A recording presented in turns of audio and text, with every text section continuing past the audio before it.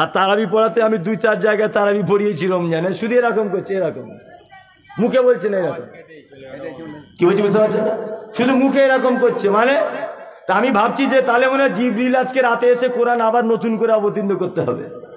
এত ছোট সূরা পাবো কি করে? 3 বার ওয়াল আসরে ইন্না আতাইনা কাল কাউসার কুল হুয়াল্লাহু আহাদ, তবুও পিছন দিক দিয়ে বলছে আর একটু শর্ট করলে হয় না।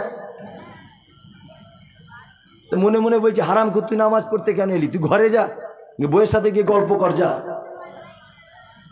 ইন্না তাইনা দিয়ে চালাচ্ছি, তবুও বলছে আর একটু শর্ট করলে হয় না।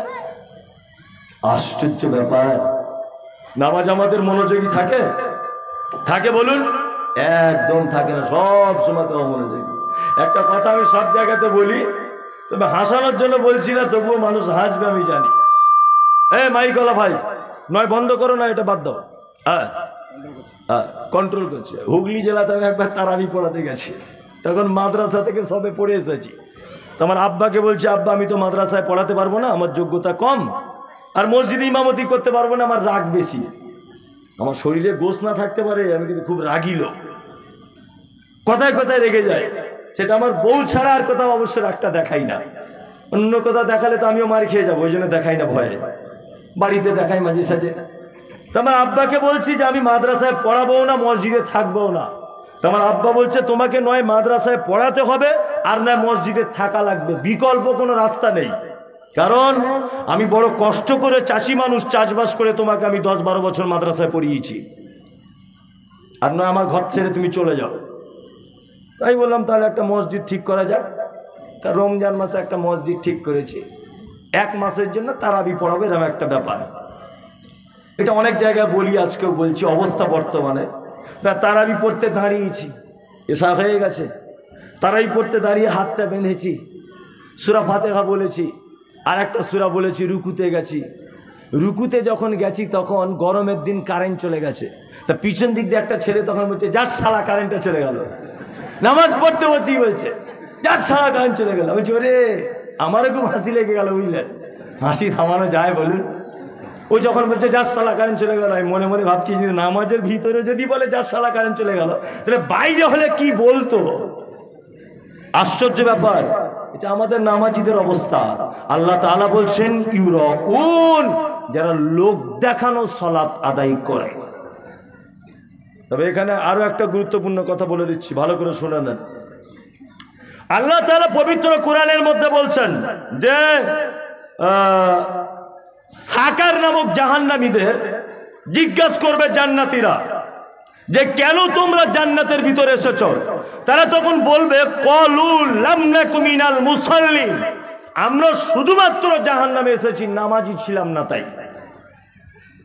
তার মানে এই আয়াত থেকে একেবারে স্পর্শ হয়ে গেল বেনামাজি জান্নাত যেতে পারছে না। পারছে? এই আয়াত অনুযায়ী পারছে? পারছে না। আর ইউরাউন, আল্লাহ বলছে ওয়াইল নামক জাহান্নামে যাবে ওরা যারা লোক দেখানো নামাজ পড়ে।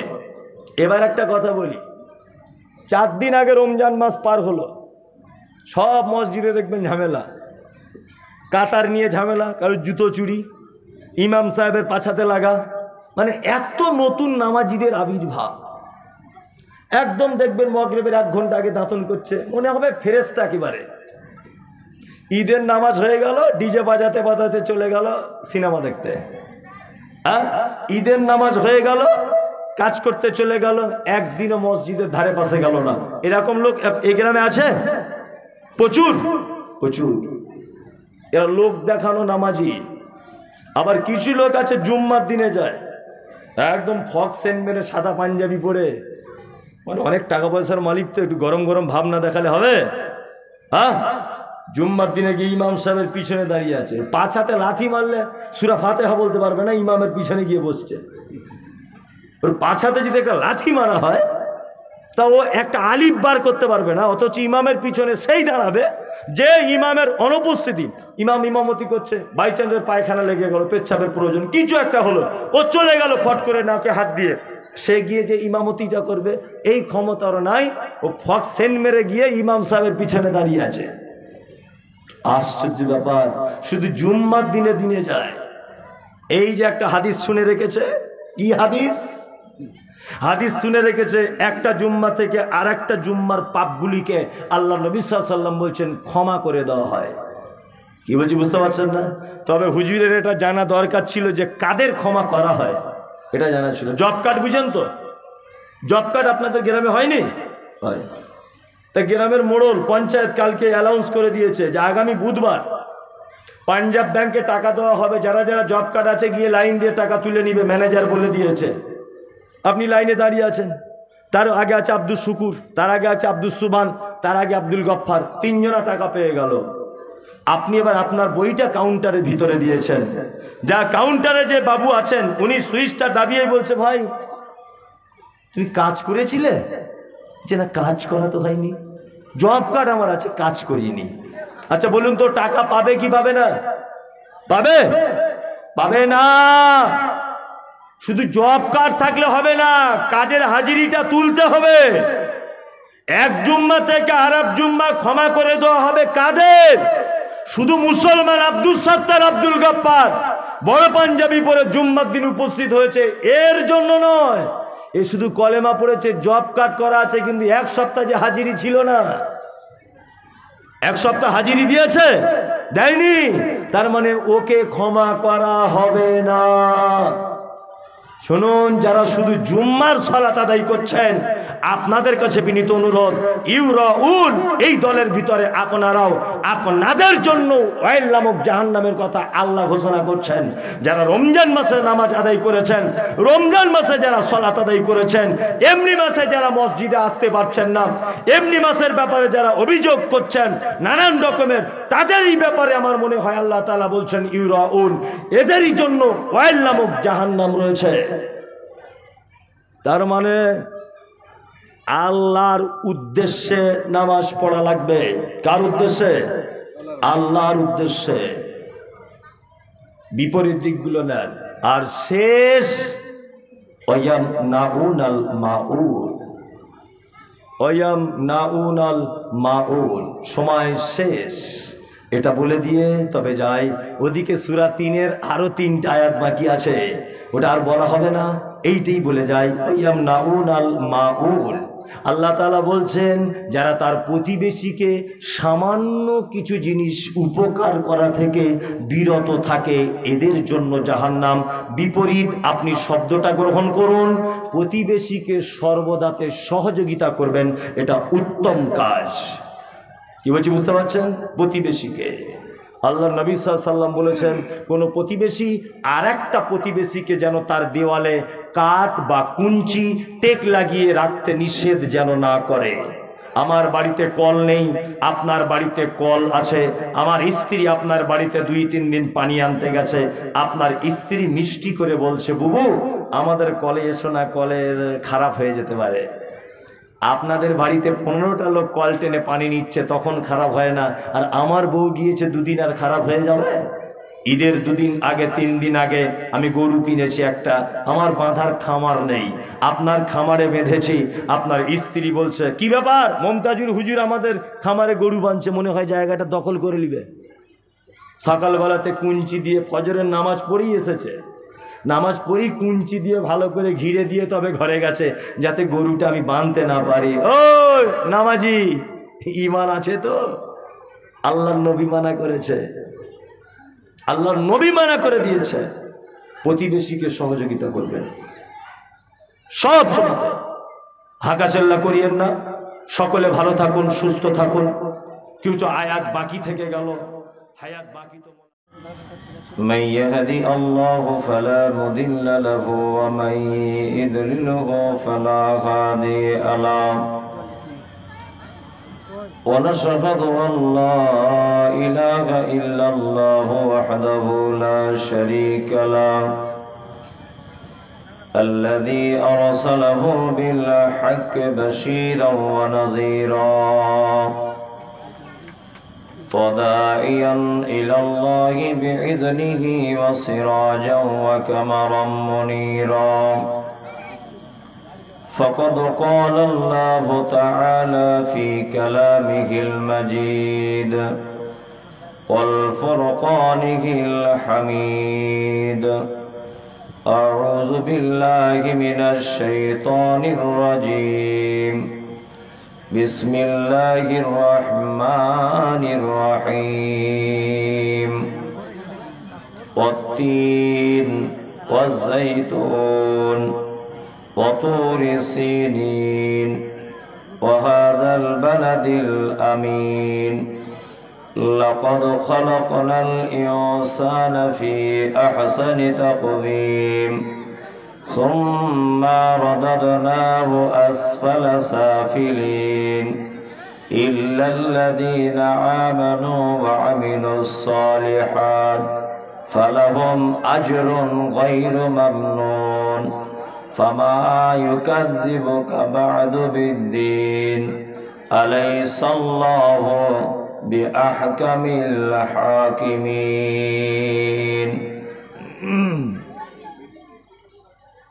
আজকে জলসার সুযোগ্য নির্বাচিত যোগ্যতম সভাপতি, উপস্থিত আমন্ত্রিত ওলামায়ে কেরাম ও অতিথিবৃন্দ, শ্রোতা হিসাবে যারা এসেছেন, আসছেন, চলে গেছেন, নারী পুরুষ আবাল বৃদ্ধ বনিতা নির্বিশেষে সকলকে জানাই আন্তরিক শুভেচ্ছা, ভালোবাসা, প্রেম, মোবারকবাদ, ধন্যবাদ, সাধুবাদ, স্নেহাশিস যথাক্রমে শ্রেণীগতভাবে। আলহামদুলিল্লাহ, এতক্ষণ পর্যন্ত আপনারা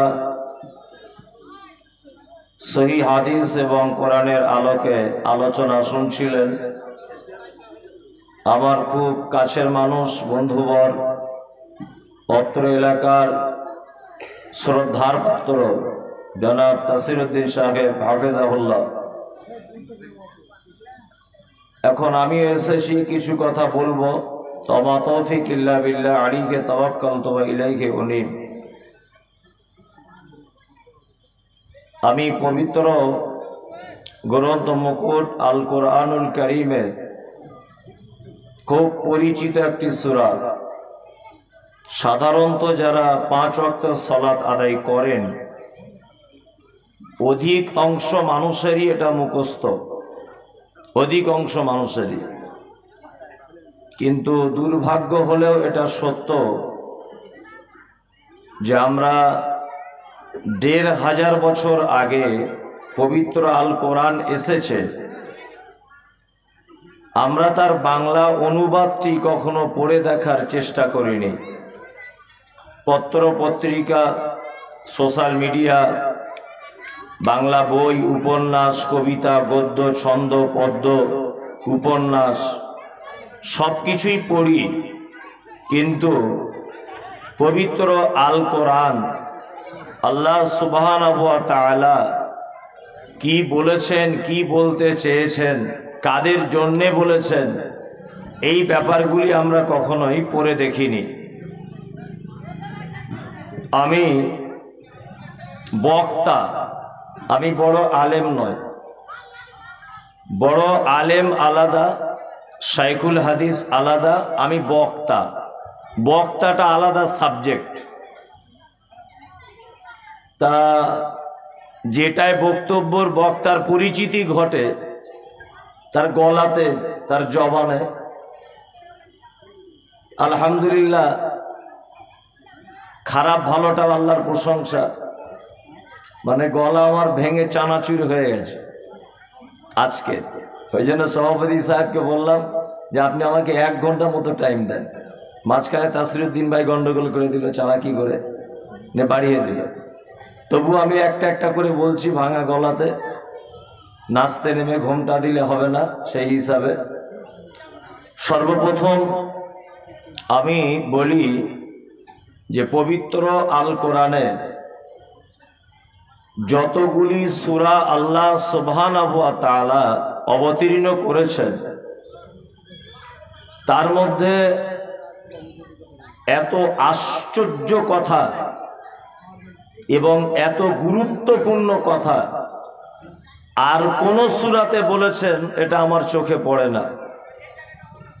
আর অন্যান্য বিষয় আলোচনা আছে, তাওহীদ, হায়াত, মওত, জান্নাত, জাহান্নাম, কিন্তু এই সূরার ভিতরে আল্লাহ সুবহানাহু ওয়া তাআলা এমন কিছু শব্দ ব্যবহার করেছেন যেটা আপনি অবাক হয়ে যাবেন, যেটা সম্ভব কি করে। কোন রকমের আজে বাজে কথা না বলে আমি সূরাটার বাংলা অনুবাদ প্রথমে করি। আল্লাহ তাআলা বলছেন অত্তিন, এখানে কাসমিয়া, আল্লাহ তাআলা 3 ফলের কসম করে বলছেন। 3 এর অনেক ব্যাখ্যা হয়েছে, তার মধ্যে নির্ভরযোগ্য ব্যাখ্যা ঠিক আমাদের এখানে ডুমুরের মতো যে ফল, এই ডুমুরের মতো দেখতে এই ফল, এটা ডাইরেক্ট ডুমুর নয়। আপনি তাফসীর ইবনে কাসির খুলে দেখুন, ডুমুরের মতো দেখতে এই ফলটা জেরুজালেম তথা ফিলিস্তিনে খুব বেশি হয়। পৃথিবীর 3টে দেশে হয়, ফিলিস্তিনে বেশি হয়, ইদানিং ওমানে এই ফলটা কিছু দেখা যায়, আর দেখা যায় আপনার আরেকটি দেশ, পার্শ্ববর্তী দেশ ইরাক, এই দেশের কিছু অংশে এই ফলটা দেখা যায়। এই ফলের আল্লাহ সুবহানাহু ওয়া তাআলা কসম করছেন অত্তিন, তারপরে কসম করছেন জাইতুন। জয়তুন যেটা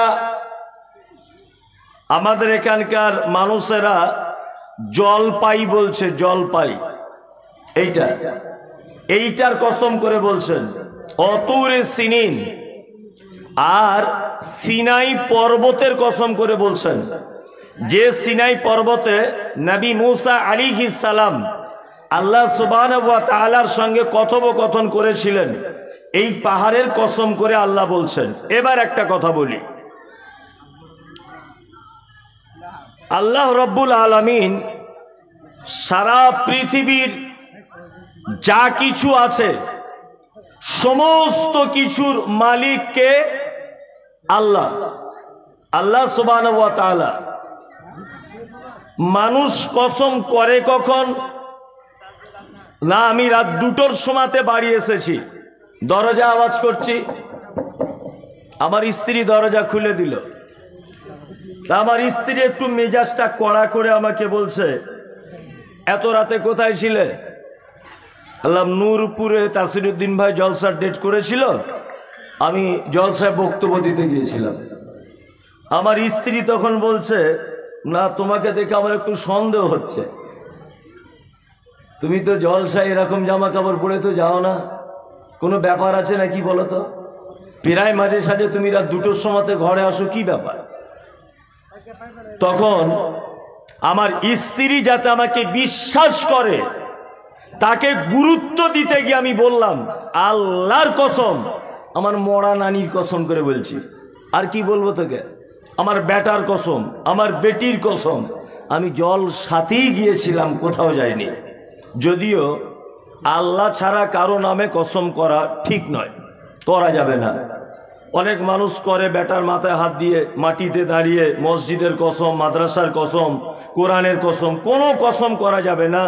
ইমার্জেন্সি পদক্ষেপের জন্য যদি কসম কেউ করে, আল্লাহর নামে করবে। তা আমি আমার স্ত্রীর সঙ্গে আমার ঘনিষ্ঠ সম্পর্ক, এই জন্যে আমি কসমটা খেয়ে গুরুত্ব বোঝাতে চাচ্ছি যে দেখো আমি সৎ, আমি কোথাও যাইনি, নূরপুরেই আমি ছিলাম। এবার আপনাকে বলছি, আচ্ছা আল্লাহ তাআলা যদি আপনাদের নূরপুর গ্রামের মানুষ, যদি গ্রামের পঞ্চায়েত একটা ন্যায্য প্রাপ্যদার মানুষকে যদি কিছু না দিয়ে অপ্রাপ্যদার মানুষকে যদি কিছু দেয়, আর গ্রামের জনসমক্ষে যদি সেটা প্রকাশ হয়ে যায়, তাহলে মানুষ তার বিরুদ্ধে আঙুল তুলবে কি তুলবে না? তুলবে। যদি এখন তোলার আর ক্ষমতা নেই, তুললেও গ্যারেজ হয়ে যাবে, গ্যারেজ হয়ে যাবে না? গরিব মানুষের ঘর আসছে কেটে ধনী মানুষ পেয়ে যাচ্ছে। হয়তো আপনাদের এলাকায় হয় না, আমাদের ওদিকে হচ্ছে। আপনাদের দিকে হচ্ছে? হচ্ছে। জি, যত অন্যায় করুক আপনার এলাকার কোনো নেতা, জনগণ তার বিরুদ্ধে কথা বলে কি বলে না? মমতা খালা এমন গালাগালি দিচ্ছে পাবলিক, কখনো ওর বোনের কাছে যাচ্ছে, কখনো ওর মায়ের কাছে, কখনো ওর নানির কাছে। নরেন্দ্র মোদী বাবরি মসজিদ ভেঙে দিয়েছে বুলডুজার দিয়ে লকডাউনে, ওর মা বোন খালা ফুপু সবার কাছে ঘুরে আসছে মানুষ। যদিও কথাটা খারাপ, তবুও বললাম আপনাকে। তার মানে ভুল ত্রুটি হলে মানুষ তার বিপক্ষে গালাগালি করবে, প্রতিবাদ জানাবে প্রয়োজনে। 115 টাকার পেট্রোল যদি কালকে সকালে 120 টাকা হয়, দেখবেন বিরোধী পক্ষের মানুষেরা রাস্তা অবরোধ করছে, করবে না? করবে। এবার আপনাকে একটা কথা বলছি, আচ্ছা আল্লাহ কিয়ামতের মাঠে যদি কোনো অপরাধীকে ধরে যদি জান্নাতে দিয়ে দেয়, আচ্ছা কিয়ামতের মাঠে সেদিন মিছিল উঠবে, আল্লাহ তুমি কেন ওকে জান্নাতে দিলে, কেন ওকে জান্নাতে দিলে, কেন ওকে জান্নাতে দিলে? প্রতিবাদ চাই, এর জবাব চাই, এর জবাব চাই, জবাব তোমায় দিতেই হবে। বলার লোক থাকবে? থাকবে? থাকবে না, কেউ থাকবে না। কোন মানুষকে ধরে যদি জাহান্নামেও দিয়ে দেয়, আমার বেটাকে যদি জাহান্নামে দেয়, আমি তার বিরুদ্ধে মামলা চালাতে পারবো কিয়ামতের মাঠে? পারবো না।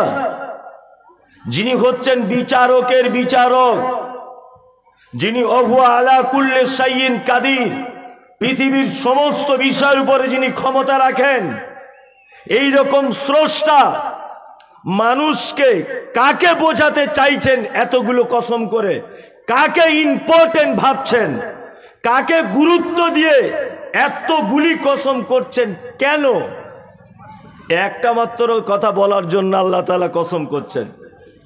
এখনো কসমের জবাব দেননি আল্লাহ। আল্লাহ তাআলা বলছেন খলাকাল ইনসান ফি আহসানি তাকদীর। কসমের জবাব, আমি মানুষকে তৈরি করেছি উন্নত পরিকাঠামো দিয়ে। এখানে এবার কয়েকটা কথা আপনাকে বলি। আচ্ছা আল্লাহ কজন? এক।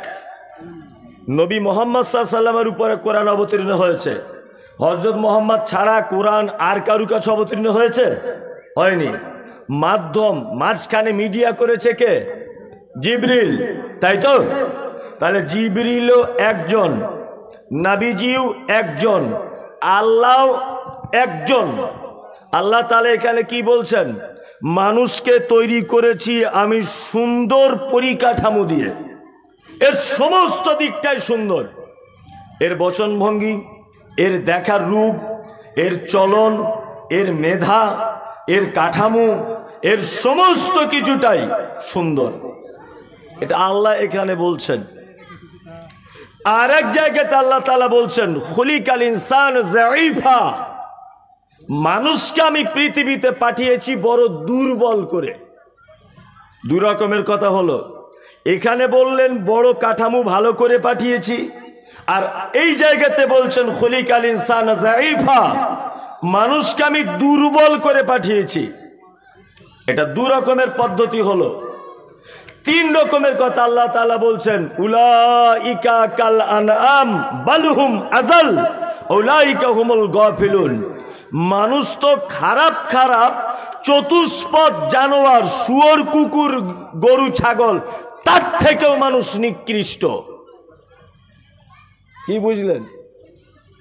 একটাই আল্লাহ, একজন নবীর উপরেই কোরআন অবতীর্ণ হচ্ছে, মাধ্যম করছেন জিবরিল। কোরআন একটাই, একে কোনো সন্দেহের অবকাশ নেই। তারপরেও আল্লাহ অত্তর আয়াতে বলছেন মানুষকে আমি তৈরি করেছি বড় পরিকাঠামো দিয়ে, সুন্দর করে। আর এক জায়গায় বলছেন তৈরি করেছি দুর্বল করে। আর এক জায়গায় বলছেন এরা গরু ছাগলের থেকেও নিকৃষ্ট। তিন জায়গায় তিন রকমের কথা, তাই তো? আপনাকে এবার একটা একটা করে বোঝাই। আল্লাহ তাআলা বলছেন যে খুলিকাল ইনসান যায়ীফা, মানুষ বড় দুর্বল। আমরা দুর্বল কোন দিকে? আপনাকে একটা জিনিস বলছি, খুব মন দিয়ে শুনুন। একটা কসাইখানাতে গরু জবাই করা হলো, ধরে নেন, হয় সাধারণত অনেক সময় দেখবেন কসাই যে মাংসের ব্যবসা করে, ও তার দিল কলিজাটা বার করার পরে দেখে যে দিলে পোকা হয়েছে। দেখা যায় না কুরবানিতে গরু জবাই করলে দেখা যায় না যে দিলটা খারাপ হয়ে গেছে, হয় না? হয়তো হয়। এই গরুটা তার মালিক বিক্রি করেছে 10 দিন আগে। এই 10 দিন আগে থেকে এই লোকটা 2 বছর যাবত এই গরুটা দিয়ে হাল চালাচ্ছে, জমি চাষাবাদ করছে। 2 বছর 2 বছর চাষাবাদ করার পরে বিক্রি করেছে কসাইয়ের কাছে। কসাই বাড়িতে ওয়েট করিয়েছে 10 দিন, তারপরে ওকে জবাই করেছে। জবাই করার পরে প্রমাণ হচ্ছে যে ওর কলিজা খারাপ। এবার আপনাকে বলছি মানুষ কত দুর্বল। একটা গরুর ওজন টোটালে যদি পাল্লাতে চাপানো হয় 5-7 কুইন্টাল হয়ে যাবে মনে হয়, এমনও বড় গরু আছে। এত বড় একটা দেহ, তার ভিতরের কলিজা খারাপ, পোকা লেগেছে। তার মালিক পৃথিবীর কোন ল্যাবরেটরিতে গিয়ে আল্ট্রাসোনোগ্রাফি করে দেখেছিল যে আমার গরুটার ভিতরের কলিজাটায় পোকা লেগেছে? দেখেছিল? দেখেনি। ওই অবস্থাতে 2 বছর যাবত হাল চালিয়েছে, কোনো অসুবিধা হয়নি। জবাই করার পরে প্রমাণ হলো ওর কলিজা খারাপ। আল্লাহু আকবার। মানুষ কত দুর্বল। চাচা কি ব্যাপার, উপর হয়ে শুয়ে আছো? আর বলিও না ভাতিজা, পিঠে একটা ফোঁড়া হয়ে গেছে সামান্য, চিত হয়ে শুতে পারছি না। জি, কিডনির ভিতরে ডাক্তারবাবু ফটো করে বলছে মানে 1 সুতো পরিমাণ, 1 ইঞ্চিও নয়, 1 ইঞ্চিকে মনে হয় 100 দিয়ে ভাগ করলে যেটা আসবে এই পরিমাণ কিডনিতে একটা পাথর হয়েছে। মোটামুটি 30,000 টাকা শুধু ফটো করতে গেছে। আর ডাক্তারের ওষুধ তো আলাদা। বহরমপুর, কলকাতা, চেন্নাই, ব্যাঙ্গালোর, ভেলোর, সাই বাবা, দেবী সিটি সব ঘুরে চলে এলো, সামান্য একটা পাথরের যন্ত্রণা সহ্য করতে পারছে না। অথচ একটা গরু, তার কলিজা খারাপ, 2 বছর হাল চালালো, তার কোনোদিন ওষুধ খাওয়ার প্রয়োজন হয়নি। হয়েছে? হয়নি। আল্লাহ সুবহানাহু ওয়া তাআলা বলছেন মানুষ বড় দুর্বল। আরো কি দুর্বল আপনাকে বলছি। প্লেন আবিষ্কার করেছে কে? ফেরেশতারা না মানুষে? মানুষ। রকেট আবিষ্কার করে চাঁদে যেতে সক্ষম হয়েছে কে? মানুষ। মাটির তলাতে গ্যাস ছিল, এই গ্যাসগুলো সিলিন্ডারে ভরতে হবে, আবার ওভেনে পাইপ ফিট করতে হবে, লাইটার দিয়ে জ্বালিয়ে গোশত রান্না করা যাবে। এ পদ্ধতি আবিষ্কার করেছে কে? মানুষ। মানুষ কত দুর্বল। আপনি এখান থেকে চেন্নাই যাবেন, দমদম এয়ারপোর্টে প্লেনে উঠেছেন, তা প্লেনে যারা ওঠেন তারা জানেন ছাড়ার টাইম হলো, 2 জন ইঞ্জিনিয়ার এসে প্লেনটাকে চেক করছে যান্ত্রিক কোনো ত্রুটি আছে কিনা। কোনো ত্রুটি থাকতেও পারে। দেখার পরে মেশিন দিয়ে চেক করার পরে পাইলটের কাছে ইনফরমেশন এসেছে কন্ট্রোল রুম থেকে যে আপনি নেতাজি সুভাষচন্দ্র বিমানবন্দর থেকে আপনার প্লেন আসমানের উপরে তোলেন, আপনার টাইম হয়ে গেছে, যান্ত্রিক কোনো ত্রুটি নেই। 200 জন যাত্রী আছে। প্লেনের সেবিকারা দরজা লাগিয়ে দিল, লাগিয়ে দিয়ে এরকম করে দেখিয়ে দিচ্ছে সিট বেল্ট এরকম করে লাগান। আর বাই চান্স প্লেন যদি দুর্ঘটনায় পড়ে যায়, সিটের তলাতে এরকম প্যারাসুট রাখা আছে, এরকম ভাবে নিয়ে এইভাবে পড়ে ঝুলে পড়বেন। আর আমরা এখন এত উঁচুতে যাব অমুক বিমানবন্দরের উদ্দেশ্যে। যে যে ধর্মের মানুষ, গড, ভগবান, ঈশ্বর সবাই স্মরণ করে থাকুন। আমরা কলকাতা নেতাজি সুভাষচন্দ্র থেকে এইমাত্র ছেড়ে যাচ্ছি। 200 জন যাত্রী। কন্ট্রোল রুম ছেড়ে দিতে বলল, প্লেন উঠে গেল আসমানের উপরে, যাত্রীরা বসে আছে মজা করে। যাত্রীরা 10 মিনিট পরে আসমান থেকে ভেঙে প্লেনটা ধুম করে পড়ে গেল মাটিতে। পেপার পত্র পত্রিকায় এরকম ঘটনা দেখতে পাওয়া যায়? যায় তো? যায় যে প্লেন ভেঙে পড়েছে। আচ্ছা বলুন, কন্ট্রোল রুম দমদম এয়ারপোর্ট যদি বুঝতে পারত 100,000 কোটি টাকার প্লেন, 200 জন নিরীহ যাত্রী, আমার 4 জন পাইলট, আমার 10 জন কর্মচারী, সেবিকা, আবার এত দামি প্লেন, 200 জন নিরীহ মানুষ 10 মিনিট পরে ফাঁকা আসমান থেকে ভেঙে মাটিতে পড়ে যাবে, একজনও বেঁচে থাকবে না। তাহলে বলুন, কন্ট্রোল রুম তাকে পারমিশন দিত যে উপরে উঠে চেন্নাইয়ের দিকে যাওয়া শুরু করো? পারমিশন দিত? দিত না। আল্লাহ বলছেন খুলিকাল ইনসান যায়ীফা, পৃথিবীতে যত মেশিন আবিষ্কার করেছ, যত উন্নত মানের যানবাহন আবিষ্কার করেছ, যত তোমরা কম্পিউটার, ল্যাপটপ, মোবাইল, স্যাটেলাইট যা কিছু আবিষ্কার করেছ, তবে শোনো, আমার জ্ঞান ধরে রাখার, আমার জ্ঞান বোঝার মেশিন আবিষ্কার করা পৃথিবীর মানুষ সক্ষম নয়। 2 মিনিট পরে কি হবে, 2 সেকেন্ড আগে কি হবে, এইটা বোঝার মেশিন আজও পর্যন্ত আবিষ্কার করা যায়নি। পৃথিবীর যদি কোনো মেশিন আবিষ্কার এরকম হতো যে 10 মিনিট পরে প্লেনটা ভেঙে যাবে, এত দামি প্লেন, 200 জন নিরীহ যাত্রী মারা যেত? যেত? যেত না। আল্লাহ বলছেন খুলিকাল ইনসান যায়ীফা, নিশ্চয়ই মানুষ অতীব দুর্বল। হয়তো কিছু টাকা হয়েছে, কিছু টাকা হয়তো হয়েছে, দেখছেন না কিছু লোককে বাজারে কেমন কেমন দেখছেন? চেন্নাই কাজে গিয়েছিল, আগে আন্ডার প্যান্ট পরে ঘুরতো, খাওয়া হতো না। ওর মা পরের বাড়ি থেকে চাল তৈরি করার কাজ করতো, মুড়ি ভাজা কাজ করতো, পাছা দেখা যেত জামা কাপড় পরলে। চেন্নাইয়ে গেছে, তা আল্লাহর কারিশমা, বড় ঠিকাদার হয়েছে। বাড়ি এসেছে, হাতে 4টে সোনার চেন গলায়, আর হাতে ব্রেসলেট পড়েছে, আর কেরালার মতো ফাড়া লুঙ্গি পড়েছে, আর ছাতি বার করে গ্রামে ঘুরছে ঈদের দিনে। এরকম মানুষ আছে না? আছে? আছে।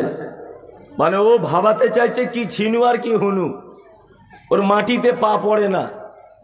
গ্রামে তাসিরুদ্দিন ভাই ঢুকেছে, ভয়ে সালাম করে না, যে যদি বিল বইটা বার করে মাদ্রাসার ফিরোজপুরের, কিছু চানা যদি চায়, যে এই যে তোমাকে 5 তলাতে তুলেছে, ও তোমাকে 1 সেকেন্ডে গাছতলাতে নামিয়ে দিতে পারে। এটা পারে কি পারে না?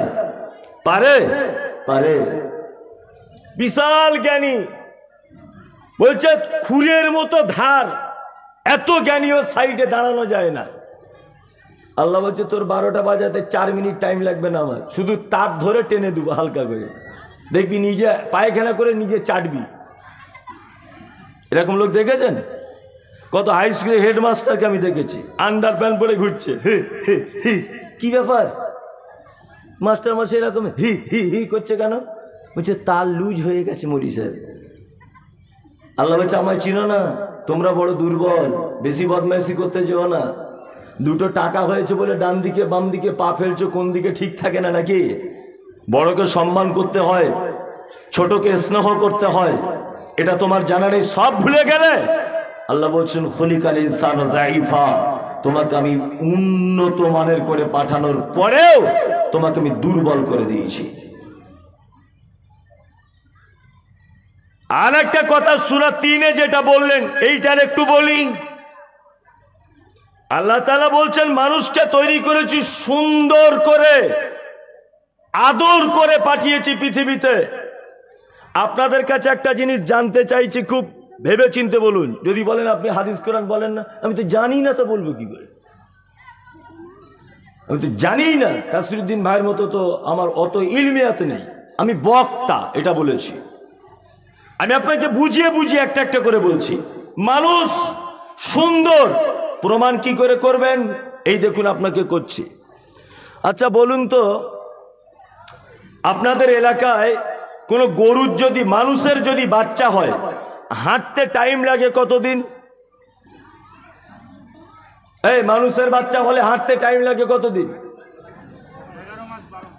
বলছে 11 মাস 12 মাস। যে আর কেউ বলছে 2 বছর, মানে ও কারুর ছেলে দেখেনি, 2 বছরে হাঁটতে শেখে। 12-13 মাস হলে একটা একটা করে পা চালাতে শুরু করে। আচ্ছা এবার বলুন, গরুর বাচ্চা হলে কতদিন হাঁটতে টাইম লাগে? সঙ্গে সঙ্গে সঙ্গে সঙ্গে। এই ডিফারেন্স কেন? মানুষের বাচ্চা বড় হয় না গরুর বাচ্চা? গরুর বাচ্চা বড় হয়, তা এর টাইম লাগছে 11 মাস, ওর লাগছে 11 মিনিট। কেন? হ্যাঁ, বলছে